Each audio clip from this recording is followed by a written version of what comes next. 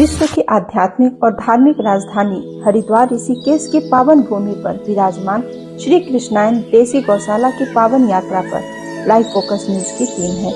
मां गंगा की गोद में महामंडलेश्वर ईश्वरदास महाराज जी के द्वारा स्थापित की गई श्री कृष्णायन गौशाला अपने आप में एक तीर्थ यात्रा है।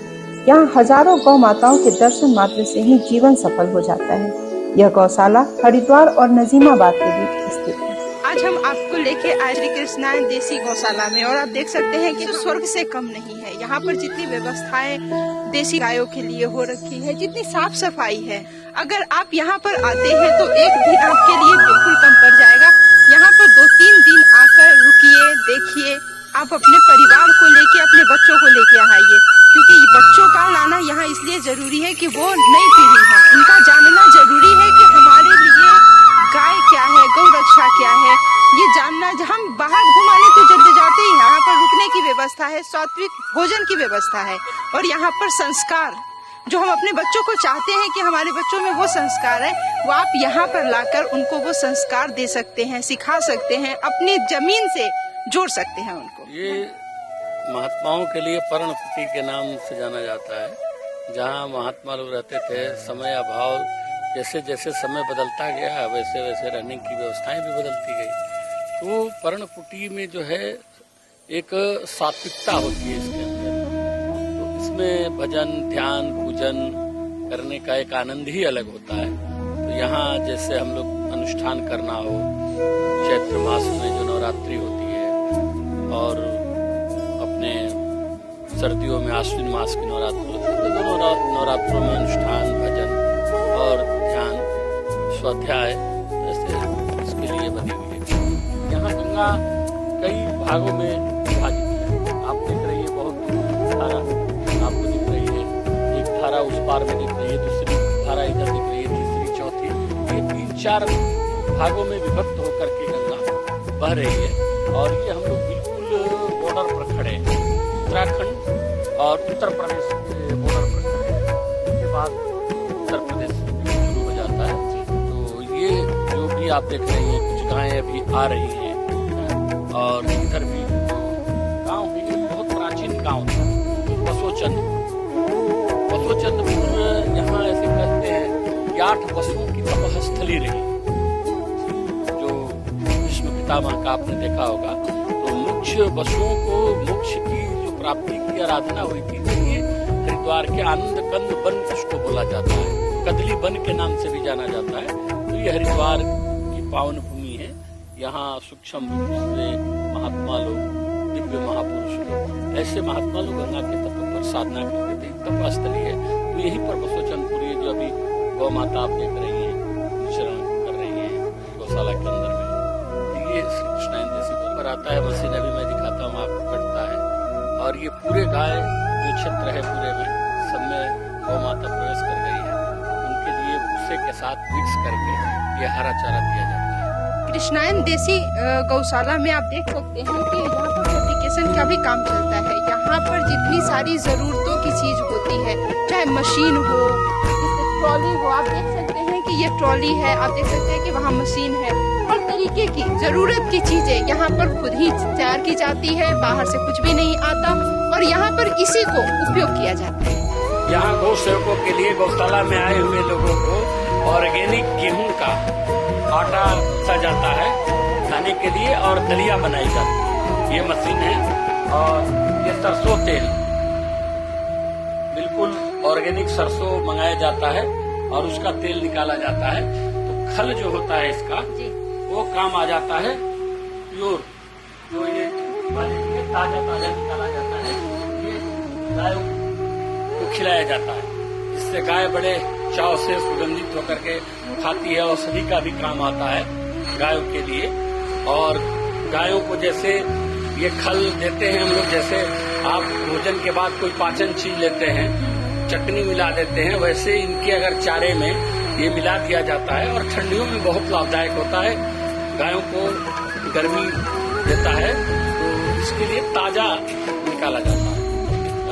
नंदी बच्चे हैं अभी, ये लगभग 15 दिन के होंगे, गौ माता ने बच्चा दी है, और कितने प्यार से ये कितने स्नेह कर रहे हैं।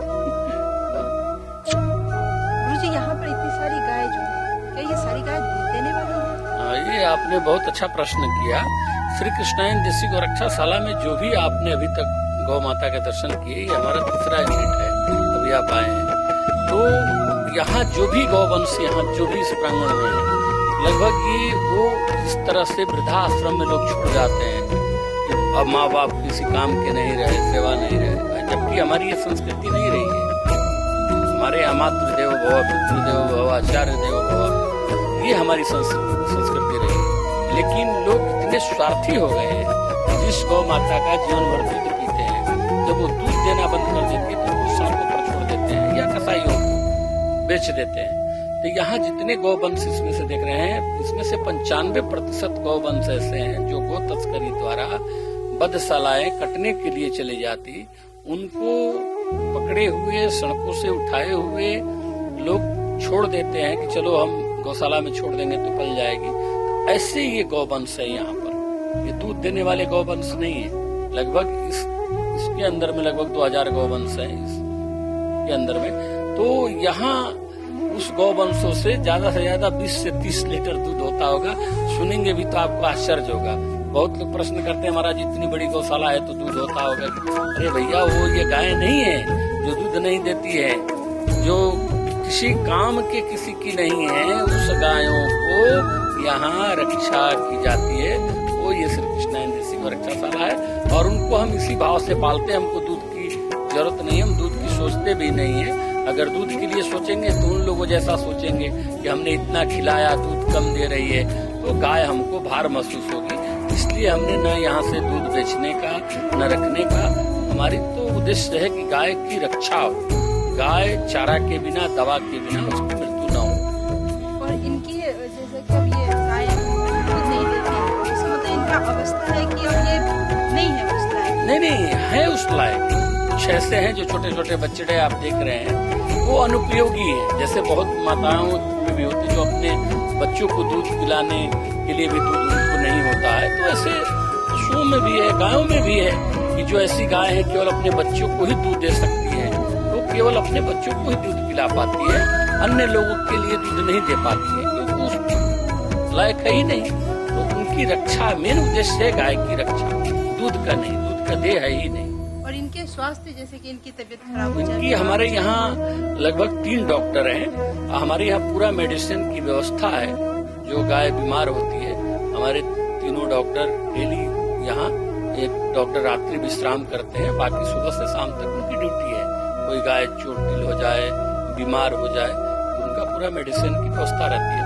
तो सेवा के लिए, गाय की सेवा के लिए बहुत माध्यम से भी जुड़ सकते हैं लोग, आपके चैनल के माध्यम से कि आप लोग परिश्रम कर रहे हैं, वो इसके माध्यम से लोग, गायों की आवश्यकता पड़ती है, लोग छोड़ जाते हैं। अभी मैं दिखाऊंगा एक हम लोग और सेट बना रहे हैं कि बहुत गाय, जब से कोरोना हुआ, कोरोना का एक बहुत बड़ा प्रभाव पड़ा गायों के ऊपर भी, क्योंकि लोग की बड़ी समस्याएं हुई। गाय लोग सड़कों को छोड़ दिए, कैसे रखते, जो खुद को अपनी व्यवस्थाएं नहीं हो पाई, तो उससे गौशाला के ऊपर भी बहुत बड़ा एक वजन आया, भार आया। और दूसरी बार गायों का एक, मैं आपके माध्यम से, चैनल के माध्यम से कहना चाहूंगा कि सरकार को भी सतर्क होना चाहिए कि गाय का जो चारा है, इस समय भारतवर्ष में गायों के लिए चारा का एक बहुत बड़ा संकट है। जो भूसा हम लोग 400-500 रुपए क्विंटल खरीदते थे, आज 1200 रुपए क्विंटल थोक में खरीदा जाता है। जबकि लोकल कोई थोड़ा बहुत भूसा खरीदता है, उसको 12, 14, 15 रुपए केजी तक भूसा बिक रहा है। तो भूसा का अधिकार, चारा का अधिकार पशुओं का है। तो पशुओं के आहार को फैक्ट्री वाले खरीद रहे हैं, व्यवसायी लोग व्यवसायीकरण कर रहे हैं। और मैं एक और भ्रांतियां दूर कर देता हूं कि अगर वो सीधे सीधे किसानों को फायदा मिलता तो चलिए अच्छी बात है कि किसानों को उसका लाभ मिल रहा है, लेकिन किसानों को नहीं मिल रहा है। बीच के बिचौलिए जो दलाल लोग हैं, दलाल और फैक्ट्री वालों को भूसा सप्लाई हो रहा है। इसलिए सरकार से मेरा आग्रह है कि सरकार सख्त कानून लगा दे कि भूसा केवल चारा के उपयोग में ही उपयोग होगा। किसी भी फैक्ट्री में अगर भूसा की गाड़ी पकड़ी गई तो उसके ऊपर दंड दिया जाएगा, उसकी फैक्ट्री को सील किया जाएगा, उस पर कानूनी कार्रवाई किया जाएगा।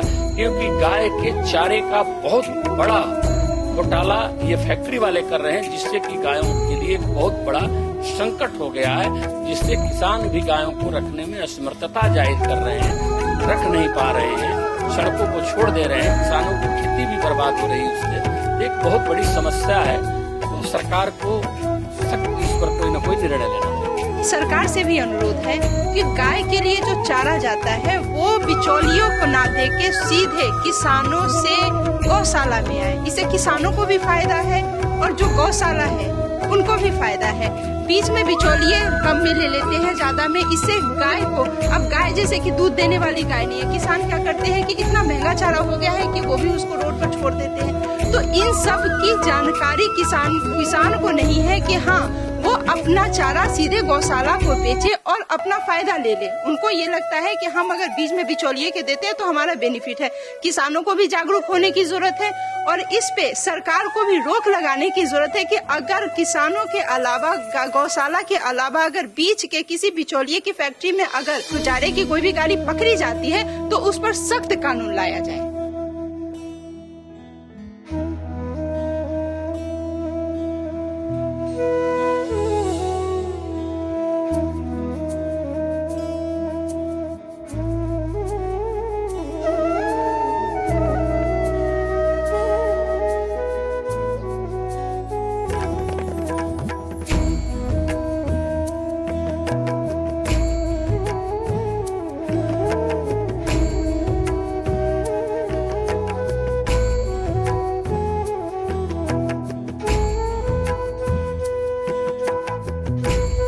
ये कॉकरेज नस्ल के नंदी हैं। ये गुजरात काठियावाड़ में पाए जाते हैं। लगभग ये बहुत छोटे बच्चे थे तब आए थे। इनके साथ में लगभग 50 गौवंश वहां से कॉकरेज नस्ल की लाई गई थी और ये इतने शांत हैं, सरल हैं। ये महादेव जी के प्यारे नंदी हैं। ये गौशाला के हमारे रत्न हैं। गौशाला लाना बहुत जरूरी है क्योंकि हम अपने बच्चों को और अन्यत्र जगह ले जाते हैं, वहाँ हमें बच्चों को संस्कार नहीं मिलता है, केवल पश्चिमी सभ्यता का संस्कार मिलता है। बच्चे समझ नहीं पाते हैं कि हमारा प्रेम क्या है, माता पिता के प्रति क्या प्रेम है। हम तो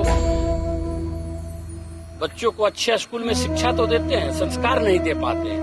तो यहाँ बच्चे आकर के गायों के बीच में, गायों के मध्य में रह करके वो समझे कि गाय हमारे लिए, हमारे जीवन के लिए कितना उपयोगी है। गाय हमारे जीवन के लिए, इसलिए सनातन धर्म में रहने वालों के लिए, सनातनियों के लिए तो एक गौ और गंगा बहुत महत्वपूर्ण है। यहाँ शास्त्रों में कहा गया है कोई भी किसी भी विश्व के कोने में रहता है तो चाहता है कि एक बार मैं अपने माता पिता को गंगा का दर्शन करा दूं, तीर्थों का दर्शन करा दूं, गो दान कर दूं।